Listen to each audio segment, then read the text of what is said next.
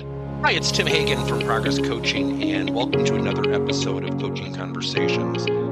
And I wanted to make you aware of something very cool that we're doing on a subscription basis, and we'll put a link in each one of our episodes. But every Wednesday, we're going to be doing what we call an audio podcast workshop. That workshop will be roughly about 14 to maybe 20 minutes per episode, with each month having a theme from a coaching model, using feedback strategically, to coaching self-awareness, and so on. So if you could, look in the body or in the content description of each episode, and you will see a link where you can join this subscription. These are literally 4 workshops every month, teaching specific strategies to address a particular area of workplace coaching, as it relates, again, to things like awareness, motivation, teamwork, and what have you. Here's the cool thing. It's only $10 per month, and each month you will get a handout that we will follow along with. So we also give you a tool for you to take notes as we go through each episode. We hope you'll check it out. Hi, everybody. It's Tim Hagen from Coaching Conversations Podcast. Today, we have a special guest, Sabina Sulat. I did not screw up the last name because I've been practicing for an hour. Hi, Sabina. How are you? Hi, Tim. I'm great. And you got it right. You get $1. So tell our audience a little bit about how we met and our shared passion for a certain talent development group. Sure. That leaves the door wide open with so many things, but we've actually met through the talent development think tank run by one of our favorite people, Andy Storch. And you and I've been on several calls together. And great part of the group is that people talk outside of our sessions and build friendships, relationships. And you've reached out to me with support and advice, and hopefully I've been able to reciprocate. Yeah. Well, you wrote a book that I think is one of the most ingenious titles, especially during this time. Tell our audience the title and kind of the background for the book. Sure. So the title is Agile Unemployment, Your Guide to Thriving While Out of Work. I wish I could tell you that I was super clever in picking the title. I think it's harder to name a book than a person, because at least the person can change their name or go by a nickname, but a book is forever. And the book came out of my own experience of being out of work. And no one teaches you how to do this. We teach people how to work. We don't teach them how to be out of work or unemployed, without a job. And there's so much that goes with it. It's this highly layered, bundled thing. And you can find resources on how to file for unemployment, how to get food assistance, things like that. But there's nothing that's cohesive, everything in one spot. When I was out of work, it was the first time in my entire life I've been out of work. And it was just this culture shock of, what do I do now? And I think I went through like the gamut of human emotion, and I made a lot of mistakes, which is hard when you're used to being competent at work. And it's kind of good to know I'm really bad at being out of work. So that's a plus for me. But the idea being, every time something happened, I would say, someone ought to write this down. And I got a job about a year later. So the thought of writing everything down went the wayside. And then I'll circle back to Andy. He connected with me on LinkedIn. That's how I met him. And he had a podcast about the book he was writing. And his book coach was on there. And I reached out to him telling him, you inspired me. I started writing this book. And he was there with support. And little over about a year later, I have a book. Awesome. So in one of our talent development think tank sessions, I remember you used a phrase, and I'll paraphrase, but I'm pretty sure I have this correctly: how to successfully be unemployed. And remember, I kept chatting with you in the session, and I just love that, because there is some shame to it. People are embarrassed. I'm out of work. It's a devastation. There's emotion. And so what are some of the things that you've learned and that you can share with our audience that they can do to be successfully unemployed? Yeah, it does sound like an oxymoron, doesn't it? And the idea being, we look at this unemployment period as this thing to get quickly out of. And I'm not disputing that at all. I mean, the object is, of course, to get reemployed. What people don't seem to really understand and reflect upon is when you lose your job, even if you've decided to leave for a reason. You've gone through some kind of trauma, some kind of hardship, some kind of crisis of faith. And when you jump back into another job, you haven't resolved that issue. My whole work, and what I hope the book establishes, is use that time period to be whole again. I refer to it as building resilience, confidence, and strength. So I work with people not to find another job. That's not what I do, but it is to help you get whole again, or even if you're lucky, a little stronger than when you started. Being out of work, not only does it impact you financially, and career-wise, but there are all these emotional, psychological impacts. And you mentioned shame earlier. Shame, by its definition, is feeling bad about your own bad behavior. I don't know why we feel shame when we're out of work, because 9 times out of 10, it's a business decision. We have done nothing wrong, but we feel like we have. And so it's this thing of, oh, I don't want to talk about it, or I'm going to hide it from people. You feel like you have to. There's a term called covering. And people feel like they have to pretend everything is all right, if not out and out lie about being out of work. I was there. I did it. And you get nothing out of it. I think we need to normalize the conversation of being out of work. And that's part of my mission. So what are some of the things that you would encourage someone to do when they're out of work? What are some, because you mentioned the word resilience, especially with everything going on in the world. What are some tips or strategies people can deploy to build that resilience? So there's this funny thing about being out of work, that the one thing you have that people who work don't have is time. And use it wisely. Do not squander your time. I think one of the best things you can do is reflect. Think about, is this the career path I want? If not, what is the career path for me? Or what's the industry for me? I tell a story. There's a client of mine who is an accountant, and he lost his job at a government agency that will remain nameless, but it has 3 letters to it. And he reflected he didn't think he wanted to be an accountant anymore.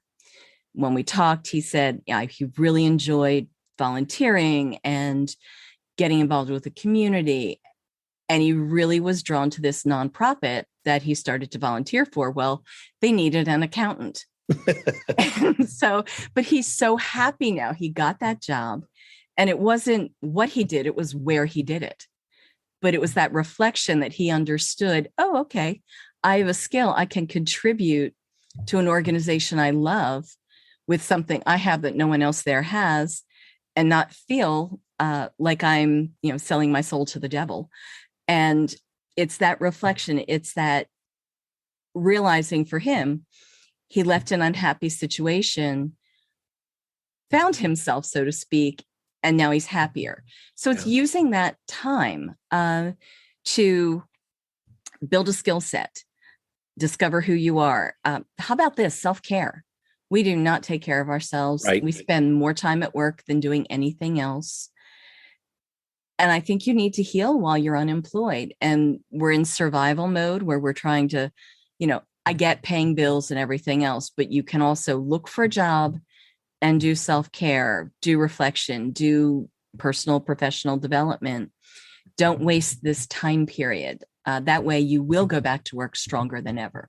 Do you find that people, because of the employment and everything going on, do you find that people don't give themselves permission to take the time while they are employed?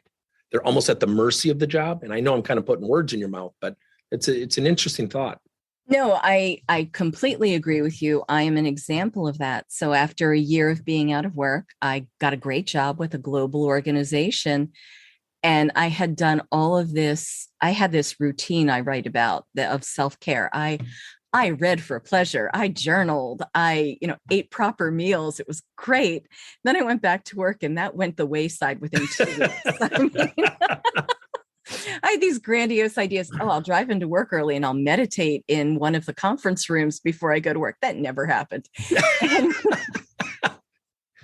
And And so we have this thing of we're almost not allowed to take care of ourselves. Yeah. And it's a shame. It is the oxygen mask. If you don't take care of yourself, you can't take care of anyone else. And even when you're out of work, you feel guilty doing anything nice for yourself because, again, I'm ashamed. I'm a loser. And then I've been voted off the island. And the idea being you have to take care of yourself all the time. That's what makes us resilient. Yeah. Is when you are at your best, you're healthy, you're happy, you're well balanced. That prevents trauma from really leaving its scars on you. And it's interesting because, I teach coaching in the corporate world. And one of the things that we do at our company is everybody has to take breaks. We put out funny videos. We run our company through our Slack channel. Everybody has to watch this video. We make mandatory walk breaks. And I used to never do this. So the pandemic has actually taught some really good things. With that being said, what are some of the mistakes people make when they're unemployed? Oh, so many mistakes. I could write a book, and I have. I think part of it is fear. I think giving into the fear. You're afraid of what this is going to look like on your career record, your permanent record. One of the most popular questions I get from clients is, well, how do I explain this gap? Mm-hmm. It's like, you tell them what happened. Other things like fear of money. And that's a true valid fear, but things I've known clients, people who've gone further down the hole because they've kind of they ignore money. They ignore the fact that they have to cut back. Right. They want to keep up with their old life. I was definitely in that category. The other thing is they're afraid to ask for things. And by that, I mean things like calling up your mortgage company and saying, this is my situation. Yeah. And they will work with you. Your mortgage company does not want to own your home. Right. They want your interest money. They don't want your house.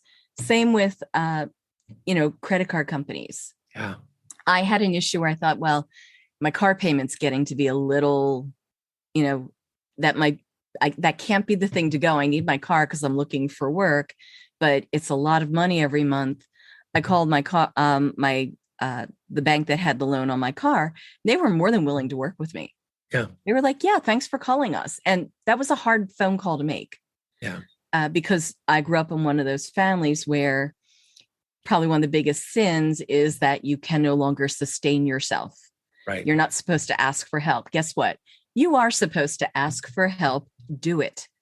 No one wants to see you fail.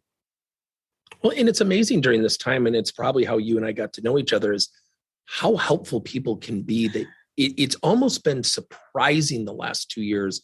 When someone's down and out, boy, it's amazing how many people jump in. And that's a lot of the basis of what you're talking about. Absolutely. And it's strangers. It's, friends. I tell the story of there was a friend who I had lost touch with. We would see each other every couple of years at an event or something like that. I had told her that I was out of work, and the next day a very nice check came in the mail from her saying, I believe you. I want to help you out. I've been there. And it was just one of the most beautiful gestures because you don't know who supports you until you ask. Yeah. And it always comes from this surprising place in surprising ways. But it's one of the beauties of being part of, human that happens. So I think we often think when we're out of work, people don't want to be around us because we're a downer, or they're afraid they're going to catch unemployment from us. And I went through that. People don't know how to talk to you, things like that. So I think it's really important while you're out of work to cultivate that network. Yeah. And have different people to go to for different things, like career advice or empathy or, coffee, a walk, all of those things.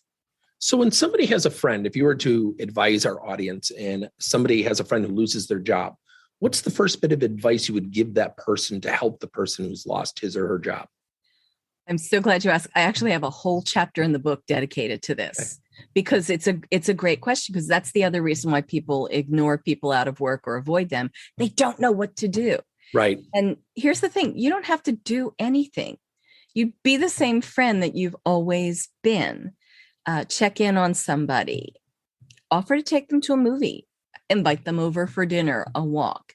There's so many things. And the other thing is, if you don't have the bandwidth, maybe there's a lot going on in your life, be very honest about that. Like, I love you. I care about you. Unfortunately, there's a lot going on with the kids right now. I'm not sure I can really be there for you the way I would want to. Sure. Is there one tiny little thing I can do for you? And you'll be surprised. It's just even that offer. That's a big deal. Awesome.